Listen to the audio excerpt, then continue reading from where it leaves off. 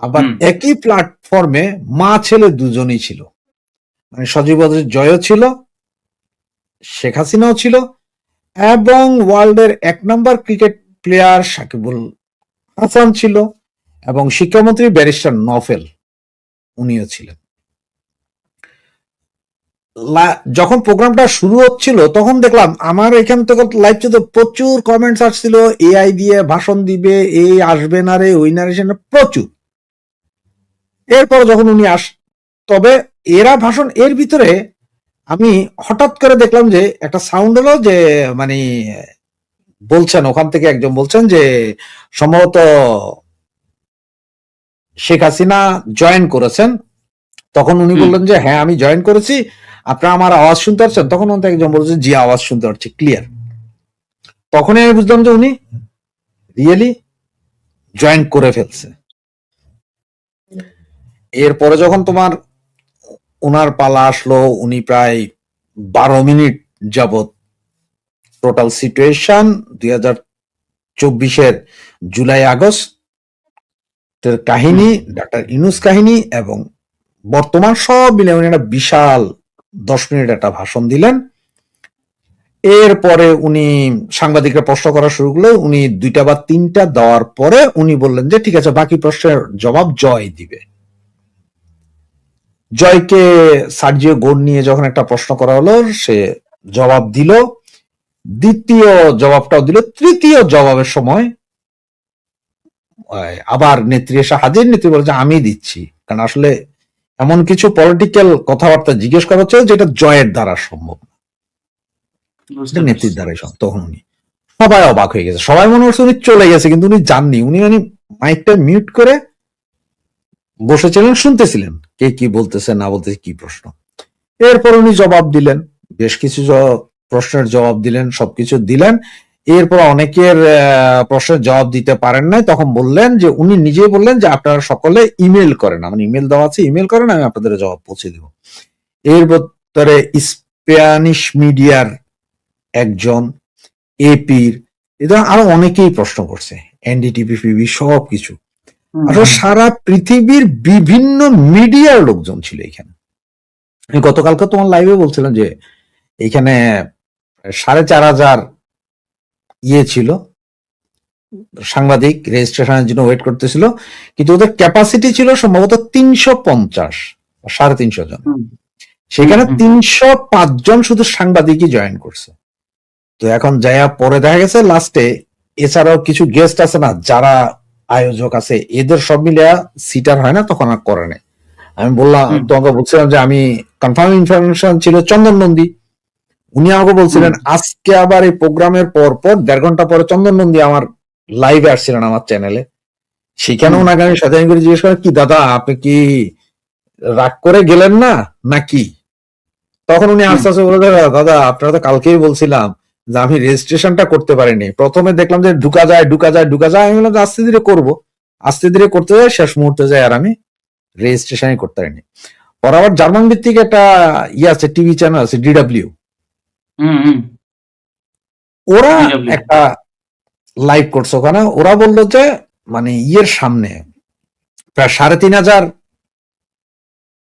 সাংবাদিক এটার ঢুকার জন্য চেষ্টা করছিলেন, কিন্তু ওরা বললো যে 305 জন রেজিস্ট্রেশন করতে পারছে, ঢুকছে। তার কথা মতো হচ্ছে ওখানে কিছু প্লাজমা টিভির মতন স্ক্রিন ছিল বাহিরে, ওগুলো দেখছে, অনেক সাংবাদিক ওখানে দাঁড়িয়েছিল। এই আর তুমি যদি বলো যে এখন নেত্রী কি বলেছে, আসলে অনেকে দেখছি আমরা ওখানে লিখছিলেন যে নেত্রী আপনি ইয়েটা দেন, বাংলায় বলেন, বাংলা। আসলে এটা তো ইন্টারন্যাশনাল মিডিয়া, ওখানে বাঙালি নাই, আর বাংলাদেশে বাঙালি তো নাই। ভারতীয় বাঙালি যারা ছিলেন ওরা সব ওয়েল অ্যান্ড গুড ইংলিশ জানেন, এবং পুরাটাই ইন্টারন্যাশনাল মিডিয়ার সামনে। ওখানে বাংলায় বললে তো ওরা বুঝবে না, বাংলায় আবার ট্রান্সলেট করতে আরো 5 জন লাগবে। পরবর্তীতে আমি আবার এটাকে বাংলায় জিস্ট অংশটা, মানে মেইন যে মুদ্রা অংশটা, সেটা আমি আবার বাংলায় বিশ্লেষণ করে দিয়ে দিছি। আপনারা যারা জানতে চান আপনারা এসএস সাপির ইউটিউব চ্যানেলে পাবেন। এটা বিভিন্ন পত্রিকাতেও আসছে।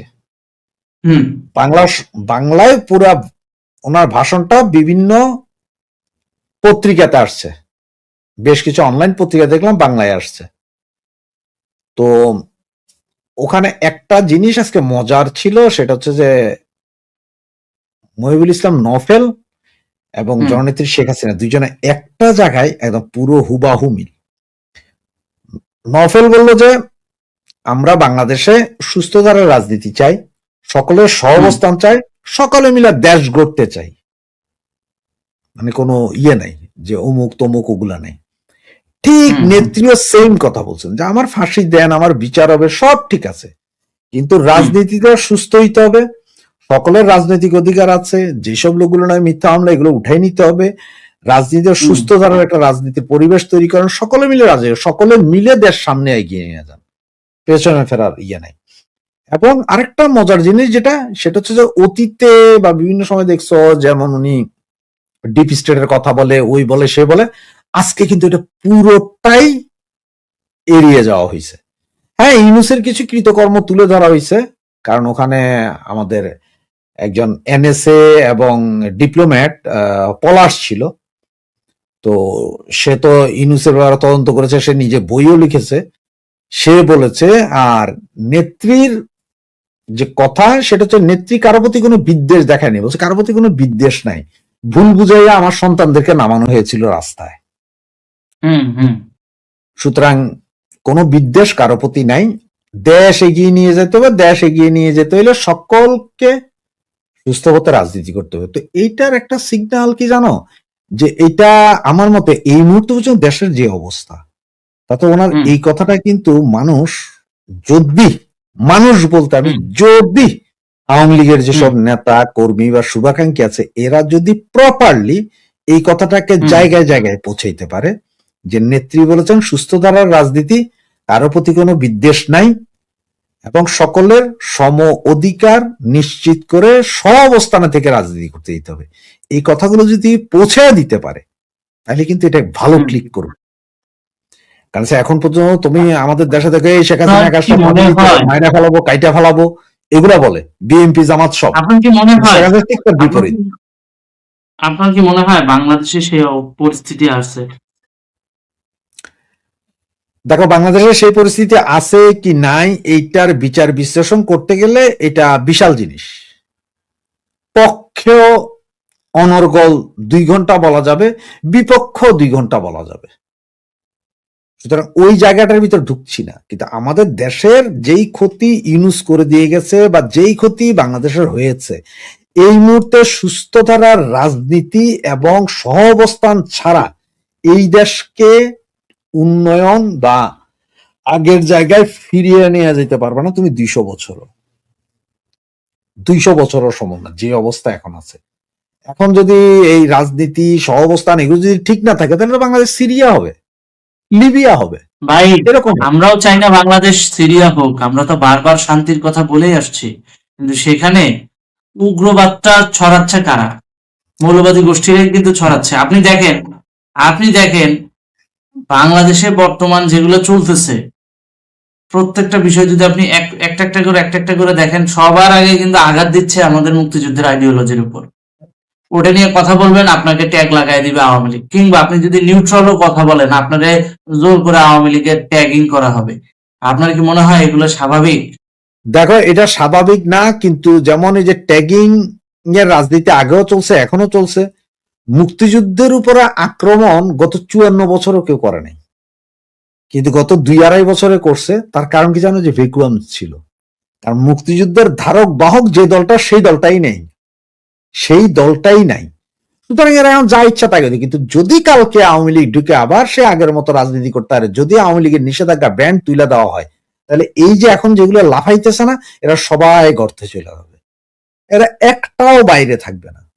এবং তুমি দেখো, এই ডিসেম্বর, আজকে তো এখন তো আগস্ট মাসে আজকে 6 তারিখ চলে, তুমি আগস্টের 30 তারিখ, সেপ্টেম্বরের ফার্স্ট উইক দেখো যে কত লোক দেশের বাইরে ভাগতেছে। সব ভাগবে, কারণ ওরা যা করছে, কামাইছে, এরাও কামাইছে, কামাইয়ে নিয়ে তারাও এখন চলে যাবে। তারাও জানে যে আমরা এখন চলে গেলে 5-10 বছর না আসলেও দেশে চলবে, হুম এরা কামাইছে। তো এটা হচ্ছে যে আওয়ামী লীগ যদি রাজনীতি করতে পারে, বাকি সামাজিক সাংস্কৃতিক সংগঠন যেগুলো আছে বাংলাদেশে, উদীচী মুদিচির মতো এইসব, এরা যখন আবার রাজনৈতিক কর্মকাণ্ডে ফিরে আসবে, সাংস্কৃতিক কর্মকাণ্ডে ফিরে আসবে, এই মৌলবাদীদের উত্থান আবার একটু চাপা পড়বে। আর যদি মৌলবাদীরা এখন যে অবস্থায় আছে, এই অবস্থায় যদি ছেড়ে দাও, মনে করো যে না তুই কি করবা, এখন তো আমার দেশে মৌলবাদী কেন, আমার দেশে 98% মুসলমান, এখন মৌলবাদী কয়ে কি তুমি বাংলাদেশের এই সমস্ত হুজুরদের জবাই করে দিবা? হুজুরদেরকে জবাই করার কথা তো আসতেছে না। না না, এখানে সমস্ত মাদ্রাসা বন্ধ করে দিতে আসতেছে পারবা, সমস্ত মাদ্রাসা বন্ধ না। করবা। দেখেন, হুজুরদেরকে জবাই করা কিংবা মাদ্রাসা বন্ধ করার বিষয়টা এই জায়গায় আসতেছে না। পয়েন্ট তাহলে কোনটা আপনি দেখেন, আপনার পয়েন্ট বুঝতে হবে। আপনি সুস্থ ধারার রাজনীতি চান, কিন্তু সন্ত্রাসকে গলায় আগলে ধরে তো সুস্থ ধারার রাজনীতি হয় না। সমাজকে আগে সন্ত্রাস মুক্ত করতে হবে। সন্ত্রাসী কারা? এই যে জুলাই যোদ্ধারা, যারা নিজেদেরকে যোদ্ধা দাবি করে, জুলাই যারা যোদ্ধা? যেখানে সেখানে গ্যাঞ্জাম করে। না না, জুলাই যোদ্ধা যারা যারা নিজেদের খুব ইয়ে মনে করে, তার কারণটা কি? তোমার একটা কথা আমি বললাম যে আওয়ামী লীগ না থাকার কারণে একটা ভ্যাকুয়াম তৈরি হয়েছে, একটা ভ্যাকুয়াম, একটা শক্তি নাই। আর একটা শক্তি যেটা আছে সেটাও দুর্বল শক্তি, কন্ট্রোলিং পাওয়ার নাই। এখন আওয়ামী লীগ যদি রাস্তায় ফিরে আসে, রাস্তায় যখন ফিরে আসবে, তুমি এর দূরও বাদ দাও, একদম নর্মালি চিন্তা করো গা, তোমার আশপাশে দুই বাড়িতে মারামারি হয়, এক্সাম্পল, দুই বাড়ি শক্তিশালী, মারামারি যদ্দূরে, গালাগালি, ওই লাঠি নিয়ে এ ওরে ধরে ও এরে ধরে, এর দূরের ভিতরে কিন্তু কেউ কারো মাথায় বাড়ি দেয় না।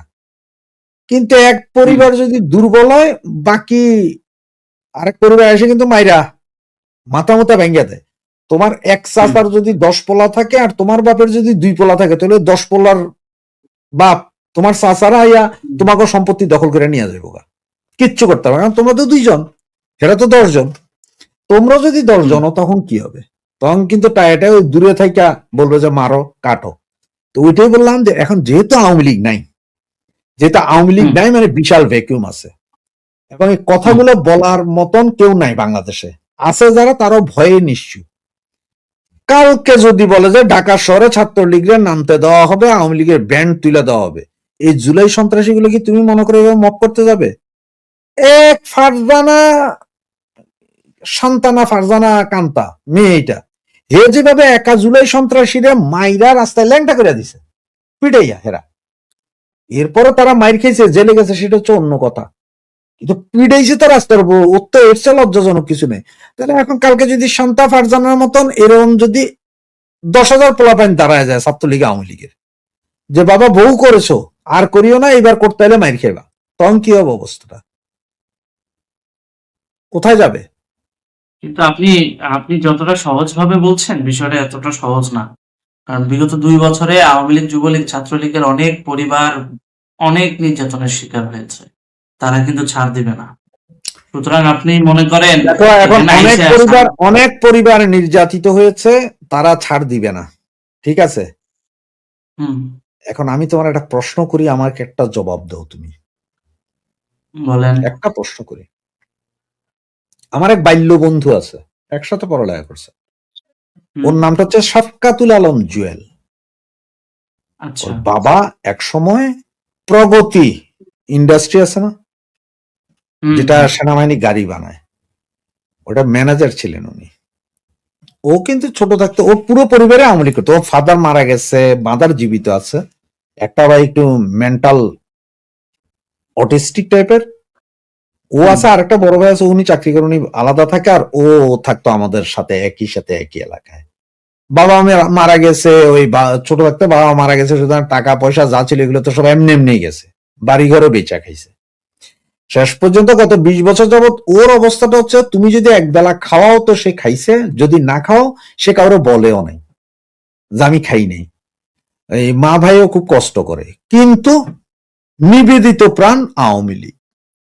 সে আবার আমাদের এলাকার, আমার যে ওয়ার্ড, সে ওয়ার্ডের যে ইউনিটের আওয়ামী লীগের secretary 1 number, joint secretary 1 number,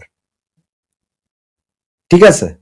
আমার পুরো এলাকার ছাত্রলীগ আওয়ামী লীগ যে যেদিকে পারছে তো ভাগছে, আওয়ামী লীগের যারা আছে তারাও চুপচাপ, একদম কথা বলে না, চুপ।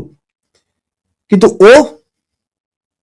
ও কিন্তু ঠিকই এলাকার রাস্তায় ঘুরতেছে, ওর সিগারেট কেউ না কেউ কিনা দিতেছে, ওরে কেউ না কেউ ডাইকে একটা সিঙ্গের একটা চা খাইতেছে, ওগুলা খাইতেছে, আর ও আওয়ামী লীগের কথা কয়। কিন্তু ওর বিরুদ্ধে একটা মামলা নাই। তবে এক সময়, এখন না, এটা তোমার 88 সালের কথা বলতেছি, ছাত্রলীগ করার কারণে আব্দুল্লাহ নোমানের মিটিং এ বোমা হামলা করছিল, একদম সরাসরি। আব্দুল্লাহ নোমান তো খাদ্যমন্ত্রী বিএনপির। সুতরাং মিটিং এ ওই সময় ওরে নিয়ে যায়, এমন মারা হয়েছে যে ওর একটা কিডনি নষ্ট হয়ে গেছিল মাইরের ঠেলায়। বিএনপির পলায়ন জবাই করে দিত, যদি 5-7 মিনিট দেরিতে জবাই করে দিত। অন্য আরেকটা ছেলে ছিল এই অবস্থা। এবং এখনো আওয়ামী লীগ বলে, সবাই জানে যে আওয়ামী লীগের জয়েন্ট সেক্রেটারি।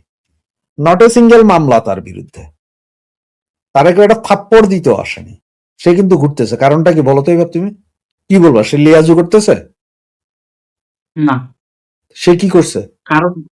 কারণ হচ্ছে সে তার জায়গা থেকে বিগত 17 বছর সেভাবেই রাজনীতি করছে, যাতে করে অন্য কারোর সঙ্গে কোনো বৈরী সম্পর্ক তৈরি সে হয়। আওয়ামী লীগের মিছিলের লোক জোগাড় করছে, জায়গায় জায়গায় যায় বলছে, সবাইরে ডাকছে, মিছিল করছে, কিন্তু কোনোদিন একটা রিক্সাওয়ালার একটা থাপ্পড় দেয়নি।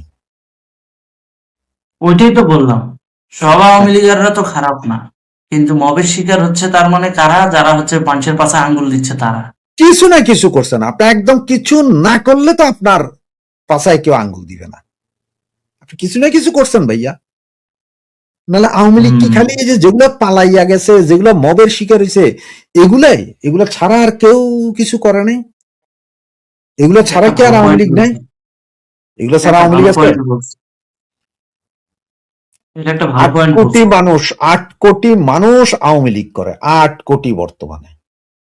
8 কোটির মধ্যে পালাইছে কত? 5,000 পালাই গেছে। না 5,000 পালাইছে। 5,000 পালাইছে। ধরো আরো 20,000 মাইদের খাইয়া ঘুপচেমে আছে। আর মামলা যারা খাইছে তো খাইছে, ঠিক আছে না? যারা মামলা খাইছে খাইছে। তাইলে ধরো আমি সব ধরলাম 5 লাখ। 8 কোটি থেকে 5 লাখ গেলে আর কত থাকে? আরো তো 7.5 কোটি আছে, 7,95,00,000। এরা তো ঠিকই আছে, সবাই চুপচাপ আছে, কেউ চাকরি করতেছে, কেউ হয়তো আগে রাস্তাঘাটে যে একটু জোর গলায় কথা কইতো, এখন আর কথা কয় না, চুপচাপ থাকে। গত 17 বছরে বিএনপি জামাত যে অবস্থা, সেম অবস্থায় আছে। এটা ঘটনা হচ্ছে গত 17 বছরে যা হয় না, বা গত 54 বছরও যা হয় না, এইবার সেটা হয়েছে। ওই যে প্রচুর ঘর বাড়ি অমুক তো ভাঙছে টাংছে। এইটা হচ্ছে তোমার 17 বছর ক্ষমতায় থাকার কারণে একটা শক্তি চলে আসে। কিন্তু আপনি কি এটাকে লিগ্যালাইজ করছেন নাকি আবার? কোনটাকে? না লিগ্যালাইজ করছি না আমি। না ওই যে আমি তোমার 17 বছর ধরেন, 17 বছর ক্ষমতায় থাকলে, ক্ষমতা থেকে চলে গেলেই তার বাড়ি ভাঙতে হবে, এটা কোন নিয়মের মধ্যে পড়ে? না ওটা নিয়মটা না। আমি তোমার কিছুক্ষণ আগে বলছিলাম যে আমি যদি পক্ষে কথা বলি তাও 2 ঘন্টা বলতে পারবো, বিপক্ষে কথা বললে তাও 2 ঘন্টা বলা যাবে। এটা পক্ষ বিপক্ষ না তো। না এটা চেঞ্জ করতে হবে। না আমি বলছি গত 54 বছরে যা হয় নাই, এবার তা হয়েছে, আমি এই কথাটা বলছি।